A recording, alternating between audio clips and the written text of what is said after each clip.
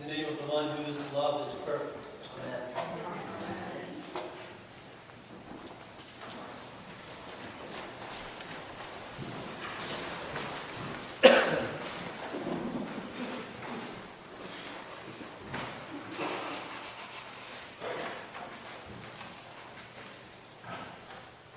So Jesus trains and empowers his disciples to go out into the world, to show the world that the holy is near. And Jesus would do the same with us, train and empower us to go out into the world, show the world that the holy is near. Particularly interesting how Jesus talks about peace. Peace as if it were a power or a possession even. He says, you go into a house and let your peace be upon it. And if necessary, withdraw it again. Peace is one of those words and ideas that we think we know what we're talking about when we say peace, until we really think about it and try to explain what we're talking about. What is it, this peace Jesus speaks of? And how can we get at it? Today we celebrate the feast day of Saint Barnabas. Woo-hoo. Barnabas was not his original name. It was a name he was given. It means son of encouragement. When the very earliest church was just forming, Barnabas owned a field and he sold it and gave the money to that community to be distributed among those in need. It seems that Barnabas was really not an evangelist in the sense of go out and convert the world, not a church planter, but rather that he understood the gospel as applying to the outsider, the marginalized, the one that needs an advocate.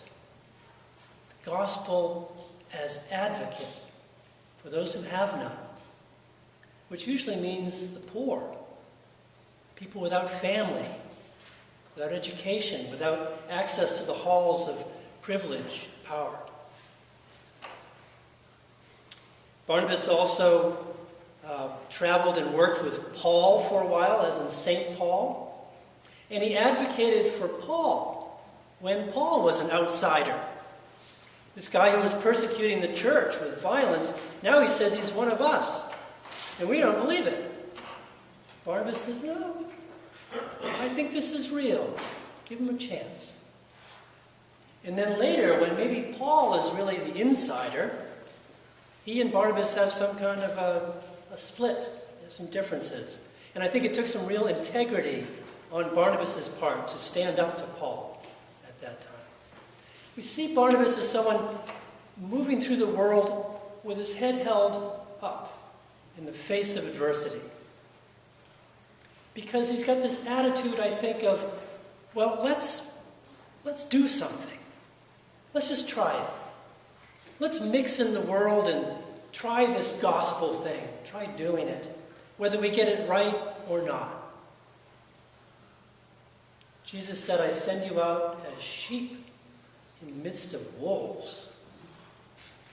Which means, among other things, don't expect to change the world. Don't expect to fix everything. Don't even try to change or fix one soul. Listen for what is true. Try to do what's right. Maybe that is peace. We talk a lot about outreach in the church. Most churches even have a department of outreach with its own budget.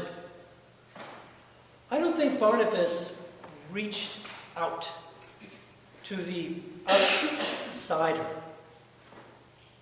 I think Barnabas rather did not acknowledge those artificial boundaries between insider and outsider. I think he refused to acknowledge the differences implied and even saying inside and outside. I think rather he saw each child as a child of God. Each person a soul of Christ's own redeeming. God knows it's hard to look at the world that way. Especially walking around Augusta or listening to what passes for political discourse these days. To say there are children of God, children of Christ's own redeeming. But maybe that is peace.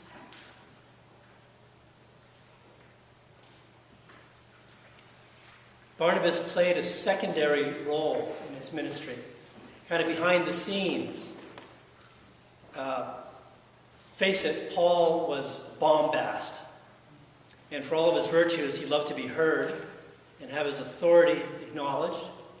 Barnabas wasn't like that. Didn't seek the spotlight. Didn't try to assert his authority. But rather tried to serve the whole instead of himself. Maybe that's humility. To serve the whole, not the self. Maybe that's peace.